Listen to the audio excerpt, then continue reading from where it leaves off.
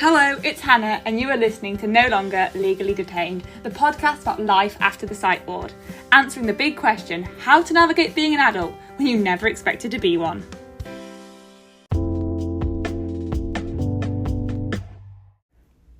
Hello, it's Hannah, and you are listening to No Longer Legally Detained. Yesterday was PDA Awareness Day, and I thought for my first ever episode on this podcast, what better way to start it than talking about PDA, something that I've only just recently learnt more about, that I definitely think has a lot of misconceptions, and it will be interesting to unpack for this first ever episode.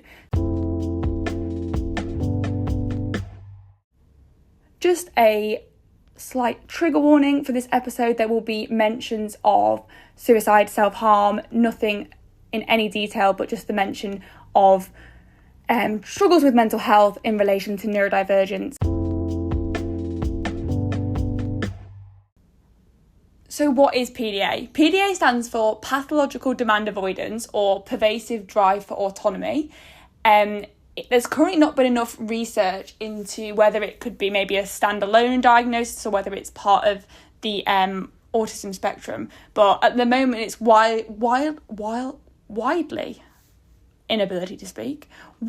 believed to be a profile of autism, and it's not something you can get diagnosed with per se.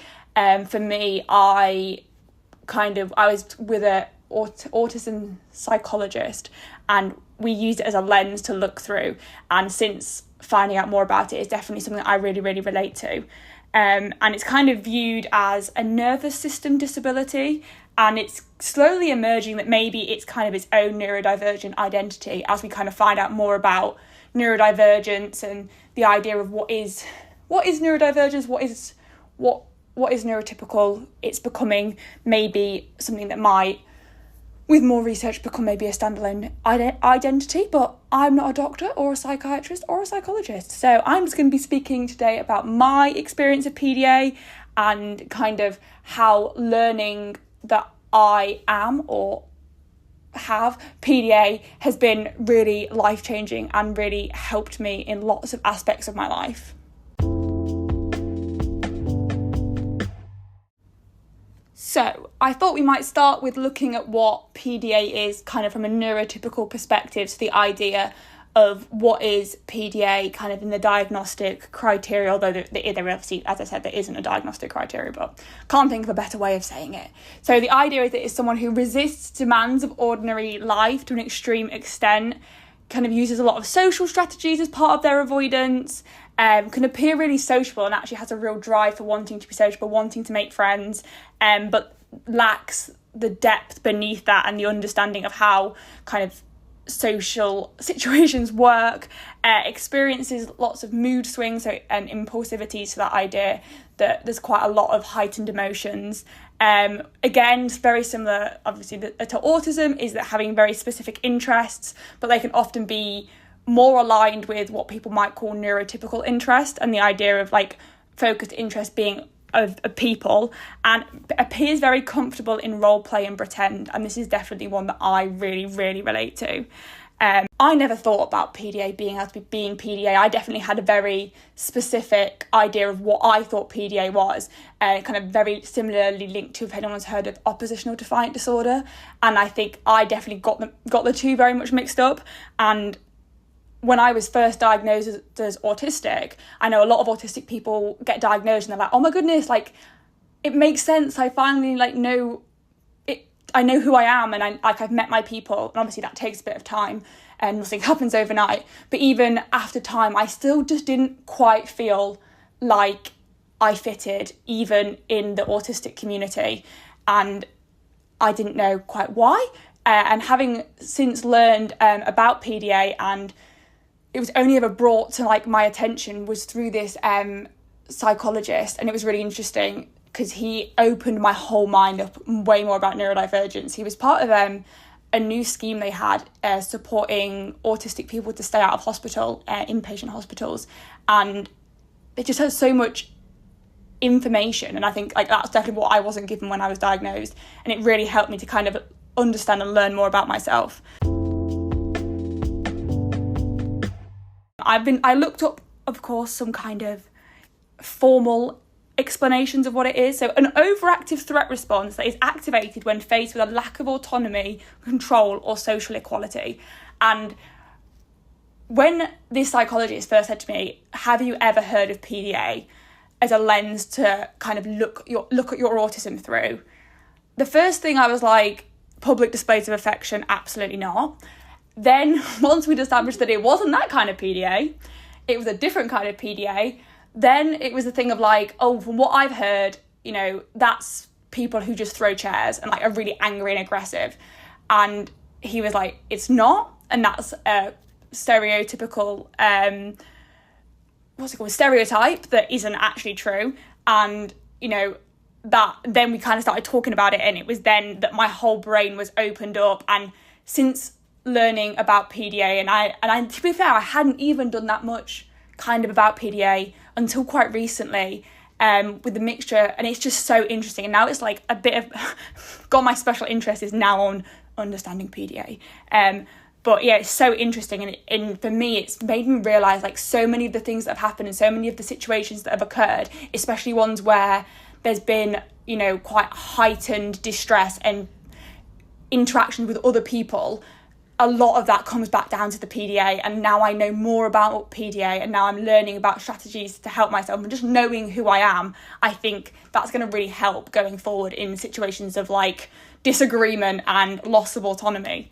So for people with PDA, our threat response kind of is really intense, and we have kind of a hypersensitive threat response, and we have a real drive towards autonomy, and that drive for autonomy can be so intense that it overrides the drive for basic kind of needs, which means like even eating, sleeping, like having to go to the toilet, like connecting with others, and even as to the point of staying safe. And I think for me, that is definitely something that I can now look back linking into some of my mental health struggles, and that idea that actually a lot of that has come back down to the PDA, and that idea of being demand avoidant. And I think, as with anything, you know, a lot of people will say like, oh, well, you know, everyone's a little bit autistic. I don't necessarily agree with that statement. And I think the same thing as like with being autistic is autistic characteristics are human characteristics. So we all have them.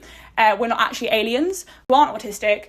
They don't necessarily impact their life to such an extent. And I think that's the same with the demand avoidant. Everybody's demand avoidant. Everybody has moments when they don't want to do something, or something just seems too hard work, or is too scary or anxiety provoking, and we all experience that to a certain extent. But the idea that actually for people who are PDA, that actually it's slightly to a further extent and can really impact our lives. So I guess it's looking at like PDA as like not the same as like average and normal demand avoidance. So when faced with a demand, a PDA threat response is activated, and that's due to the lack of autonomy, control, or social equality. And it's like such a feeling that you can't even describe it. It's not even necessarily a conscious feeling. And only now that I know I am PDA and I've learned about it, can I starting to sense I can actually like put my finger on the feeling, whereas definitely a lot of it before was very much subconscious, never even put the two and two together. So it's by far like not a choice. That's like a big thing I wanted to say, because I know that for those of us who do experience like different kind of neurodivergency, there can definitely be the idea that there's a choice behind it, and there isn't. We're not choosing to behave or be in the way that we are. And definitely the idea that, you know, behaviour and that's a conversation for another day, but that idea that, you know, we're not naughty, we're not badly behaved, and that behaviour is a communication, and obviously absolutely everybody needs to feel safe, and so, you know, behaviour can't be impacting other people, but the idea that we're not deliberately choosing to be able to not do something or being difficult, it really is a nervous system like disability that we can't help. So I saw this thing the other day and it was very interesting in terms of like looking at what the threat response might be. And they split it into 4 things: fight, flight, freeze and fawn. And I thought that was a really simple and easy way to kind of look at how, when a PDA's threat response has been activated, what that might look like. So with the fight, it could look, for example, and obviously these are examples, always bearing in mind that everybody's different, every single person's different in the world, which means that everybody who is autistic is different, and then therefore everyone who has got PDA is also very different. But that kind of physical or verbal aggression, kind of physically kind of clenching your fist, yelling, screaming, there can obviously for some people even be like kind of maybe aggression or violence. For me, my fight response is kind of not internal, it comes out, but like I wouldn't ever hurt anybody else or necessarily, but I might depending what I've got, even throw things or like clench my fist or like punch a wall, because it's just that feeling inside that you just can't like escape. So then there's flight, which was always been my big one, is running away, kind of trying to get away from the situation, withdrawing, going into a safe space, wrapping yourself up, or quite literally just running. I've always been a little bit of an absconsion risk. I think now I can see that very much links to PDA. And also, interestingly, I read something about flight can even look manic and silly. And I think that I really relate to that, if that thing of like, I can get really, really hyper and people can think that it's an inappropriate response to the situation, but that's actually linked to the PDA. And then obviously so they're like the external ways of kind of it showing, and then there's obviously also internal ways of like freeze and fawn. So subconsciously like masking, people pleasing, overly complying with rules so you don't get into trouble. That's a big one that looking back now, and when I found out that was part of PDA, that was mind-blowing. That actually PDA can come out in being so over compliant with the rules and having such a fear of doing anything wrong, so you don't get in trouble with the authorities. And that is me, like my thing with like, I would never ever ever break any kind of law, even, or any kind of rule. I'm very obsessed with that. And then freeze is kind of like shutting down, not being able to move, being emotionally detached. I'm definitely noticing now more and more as I get older, and obviously learning more about myself and learning, certain things you can't do. The emotional detachment and the fawn and the freeze are becoming more apparent, and kind of that having that detaching from reality. And I'm definitely finding myself a lot more dissociated, which I guess is kind of, for me, I feel links to my PDA. And so the idea that is kind of a response that we have to a demand, and equalising is kind of another way, which is all of these words that you kind of learn about. And it just kind of, for me, was like little light bulbs in my head. And I think the main thing for PDA is that needing to feel safe, needing to have autonomy, and that real strong sense of right and wrong and fairness. And for PDAers, equalising can be a way that we kind of control the situation, control where we are, and protect our kind of sense of autonomy. And so that could be equalising in such as like withholding food or withholding going to the bathroom, which sounds like a really bonkers thing. You're like, but that's definitely, PDA is a really interesting thing. And like, if to keep in that control, and I definitely relate, and obviously having suffered with eating disorders and having ARFID and stuff, it's very interesting to realise that like that withholding food thing can actually be really linked to PDA. Also having really strict and rigid rules for themselves. My mum would always say that that's a Hannah rule. Hannah has all these rules that aren't actually real society rules. I would say they are real society rules. And I think that is also actually quite a PDA thing, which is very interesting. And yeah, so I think and like needing to know what's happening, needing to know the answer, needing to be in charge of things, and also interestingly like needing to win. So all that real sense of like control and autonomy, which can obviously come across in a way that might make the person seem quite unpleasant, but that's kind of why I want to raise more awareness of PDA, because for me, I hope that I'm not I know I'm not a self-centered and kind of, I don't believe the world revolves around me, but I guess that sometimes my PDA characteristics may appear that way, and that is why I'm really passionate about kind of talking about these things, because I think awareness and education and understanding leads to that acceptance of us all being able to kind of work in a world that we're all kind of more equal and being able to thrive in our own ways.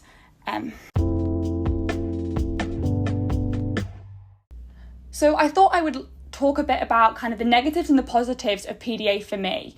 And I think that's something that I'm, again, really passionate about, the idea that absolutely, you know, for me, autism is disabling, and so PDA is a disabling condition. It affects every aspect of my life. It affects everything I do, and I'm not one of those people that, you know, I can't say that it's, you know, it's my superpower and life's really easy. It's absolutely not, and it doesn't give me any kind of super strength or super ability. But in the same breath, definitely the fact that I am PDA, the fact that, you know, I'm autistic, and the fact that I've got ADHD, definitely that is part of my neurotype, and I'm very, that's how I kind of view it. And I think they do give me, they are just who I am, and that doesn't mean I'm defined by a label, because I'm definitely not, but they're just part of who I am. And so just the same as, you know, I have brown hair doesn't mean I'm defined by having brown hair, but I just have brown hair, and the fact that I view the world through a PDA, ADHD, neurodivergent lens is just who I am. But because of that, I have strengths, just like any person who is alive has the way they see the world gives them strengths, and then things that maybe are a bit trickier, the same with that. So I thought we'd kind of have a little chat about that. So kind of going on to we'll start with the negatives. Let's start negatives, end on positives. There's definitely a lot of anxiety, and I think definitely behind PDA is a high amount of anxiety.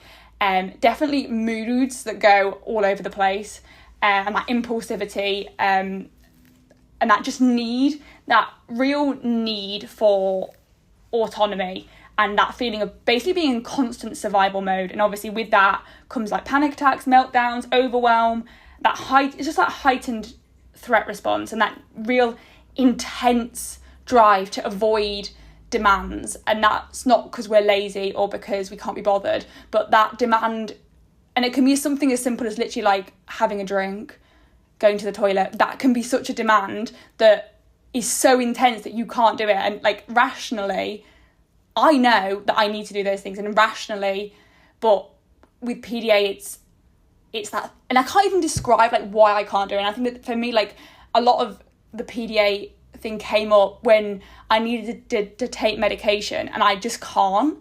And people would be like, yeah, but you're an adult, you know if you don't take the medication you're going to get more poorly. But I just couldn't put it into words why I couldn't do it. And I think that is a big thing with, it's like it's not even conscious, like you can't articulate it in words and of why I can't do it. I just can't, and that kind of links to that PDA. I definitely think for me the massive fear of being in trouble and wrong, and I didn't realise that was part of the PDA. And obviously having now learnt about the kind of real stickler for rules, that makes so much sense. I have such a drive to not do anything wrong, and I just cannot be in trouble and cannot do things that are wrong. So that very much drives a lot of the things I do. What else would I say? Definitely that appearance of being bossy and controlling. And that's one I struggle with in terms of other people's perceptions. That idea that people might view me, or do view me, definitely have viewed me as someone who is very controlling on everything that's around them. And that's not because I think I'm more important. Absolutely not. It's because for me, I need to be in control of my things. Otherwise, my whole nervous system feels so dysregulated. I feel so out of control that I can't cope. And for me, that has led to kind of self-harm, suicide and things like that. So it's so much bigger than just, I want to do what I want to do. It's a much bigger situation than that. So yeah, I think that is something that I've learned, that because I definitely for a long time thought I was a bad person, and that didn't help with my self-esteem.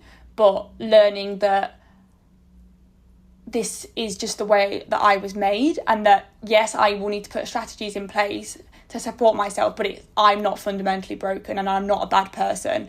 I've just got a different nervous system that I need to treat in a different way. The same like kind of sensory issues as with being autistic, I think for me are kind of the same. But one of the really interesting ones, which kind of links through from negatives into positives, is the real comfort in role play and fantasy. And this is something that to be fair, I don't think I've ever really talked about, but it's not is I think important to share. So for a long time, especially when I was struggling with my mental health, I would talk through my teddy bear. So he is literally he's my emotional support bear. He is my little friend that comes everywhere with me. And when I got into situations where I couldn't cope, he would talk. So he would talk for me, and for me that reduced the demand and allowed me to say things that I couldn't physically say. Obviously I was actually saying them, but you get the drift. And I think I didn't realise that is a real PDA thing, and that idea that has actually been such a tool for me, and I think is something that I definitely, have had professionals go, what are you doing? But it was actually doing that was what got me my kind of not diagnosed, as we said, we can't be diagnosed, but that's what the psychologist saw, that kind of thing of I was talking through my teddy bear. And since then, that has been a tool that I have used and has really, really, really helped me. And yeah, it might sound a bit bizarre, but it works. And I think that, again, like people can go, but why can't you? Well, first of all, you're saying it anyway, or so why can't you just say it? And I can't describe in a neuronormative way, I cannot communicate why I can't, but I just can't. And that is a strategy that I have used that has been amazing. And again, like going on from that role play, I do feel so comfortable in role play, and that idea of like fantasy worlds and that imagination, which again, people think you can't be autistic because you've got a really good imagination, which I don't believe is true anyway, but it's very much linked to PDA. And now kind of going into drama, going to drama school, doing my music, my singing, my acting, my dancing, like for me, when I'm role playing is like my escape, and it's just so what I love to do. It's really helpful. So on to some more things that kind of have both positives and negatives. One of them, which is really interesting, that I only just recently found, is that people, PDAers, often behave very differently in different settings. And I am so that, like, people have even gone as far, like, going, you have literally like kind of split personality, that you just have like different personas in different places, and like, are you a bit crazy? But actually it's a PDA thing, and I think, but obviously that can be hard for people to get like diagnosed or be able to be seen through a PDA profile, because they can be so different in different places. And that again links into like high masking, and definitely the idea that, there's a whole big conversation about masking, and, the privilege that is to mask, but also the real damage and detrimental impact of masking. And for PDAs, often very, very high masking. I definitely am a hugely high masking PDA, which obviously has allowed me to do things that maybe I wouldn't have been able to do, but also has had such a massive impact on my mental health and overall well-being, and obviously has led to a number of kind of PDA shutdowns, burnout, and mental health admissions. So it definitely is like a good and a bad thing. And then the hypersensitivity to others' emotions, and this is a big one I wanted to speak about. That idea that as PDAs we can detect, or I personally, again I can't talk for PDAs when I say, but you know what I mean, detect a difference, dishonesty and dysregulation immediately in other people. I have the most phenomenal ability to understand. Oh, there is an email about PDA data. Isn't that exciting? From the PDA Society. I have such a ability to read other people's emotions, and not even necessarily consciously. It's an energy thing. Like this does sound a bit bizarre, but I promise it's true. And that thing that someone said like it's an energetic thing and it cannot be communicated in a neuronormative way, and that is, I've never related to anything so much in my life. And we just get a feel, like we just get the vibe, and I just know. And even before I know, like actually know, subconsciously my body knows and is reading those signs. And often PDAs can, you know, see through the dishonesty, see through smoke and mirrors, see through things which can lead to difficulties not only for us but in other situations. And the idea that often PDAs are very honest and have that a need to call out dishonesty, which obviously can be uncomfortable. And also that thing that even when someone's got their like everything's fine face, we can see behind that, and I definitely can. And I think I read body language and I read these vibes from people, and then that sets my nervous system off, and they can be saying, no, it's absolutely fine. And I think that does lead to difficulties, and can definitely, for me, has definitely led to quite a lot of confrontation, because I can feel their kind of, if that they've changed, or that they're, you know, maybe they're a bit dysregulated, or they're not quite being honest, and I can feel that, and therefore I find that really hard, because as a PDA I have a very strong sense of justice and fairness, and very strong sense of honesty, and I struggle to be lied to, and I find it quite hard to get over that. So even when my body's kind of sensing it, that's been interesting to know that kind of that really links, but in a positive sense, that real strong sense of justice and fairness, and that real drive towards equality and fighting injustice has got me to where I am and why I'm doing all the things I'm doing. And so I'm really glad that is, you know, a part of who I am, because I definitely want to make the world a fairer and more equal place. And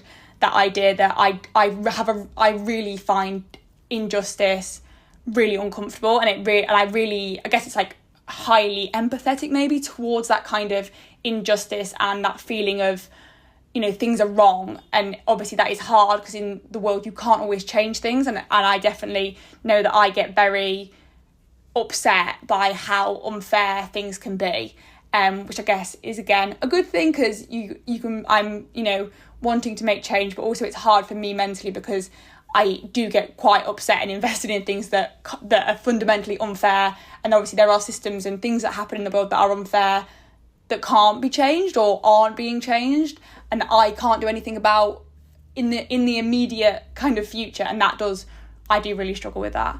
But also going on to even, you know, more positive things, that imagination, creativity. I think that, you know, they say PDAs can be very creative and imaginative, and that's so true. Like everything I do is through creativity, and I think for me managing my PDA has definitely helped through creativity. And if I didn't have creativity, I know that, like I did before, I would struggle a lot more. And for me, I can use creativity as like as an outlet, as a voice, and also as a sense of control and autonomy, because with creativity there's no right or wrong, it's for you, and that allows me to have that control and that autonomy over what I'm doing. Often PDAs are very highly verbal and articulate. Oh, what a shocker. And I think that's definitely something I relate to, and I'm pleased to be able to sometimes, not always, have the ability to articulate what I want to say. And then a new one I kind of found very recently was the fact that PDAs are often gifted autodidacts. I can't actually say it, and I'm probably butchering the pronunciation, but that's being very good at teaching themselves what they want to know. And I didn't know that was a potential thing of PDA, but I was like, you know what, that is so me. I love to teach myself things. I'm quite okay, like I don't want to say good, because, you know, trying to blow my own trumpet, but I'm quite good at teaching myself things, and I actually find it easier to teach myself than to be taught. And it also spoke about the fact that we have a very big drive towards mastery of skills, and that's definitely and topics that we care about, and that is so me. Like once I want to like really get something and do something, like I want to kind of fully get it, like fully master it.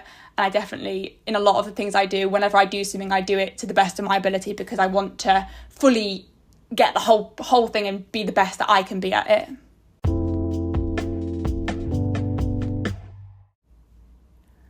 So yeah, I was going to say that was a brief but it really didn't feel very brief. I think feel like I was yapping on for ages.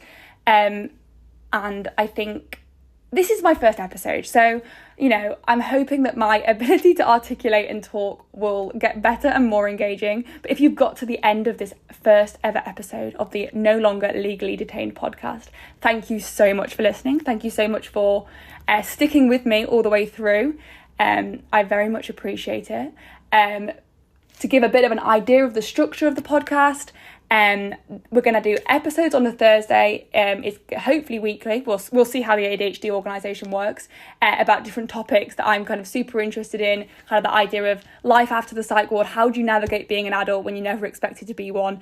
Some of the topics that I'm super interested in, the bit about kind of my history, my story, and like what I'm doing, and hopefully it's reassuring to other people who maybe have taken a different path in life, that it's not too late, and there are different ways of doing things, and kind of that reassurance of you don't have to have it all sorted out, you know, even when you're heading towards your mid-20s, like, it's fine.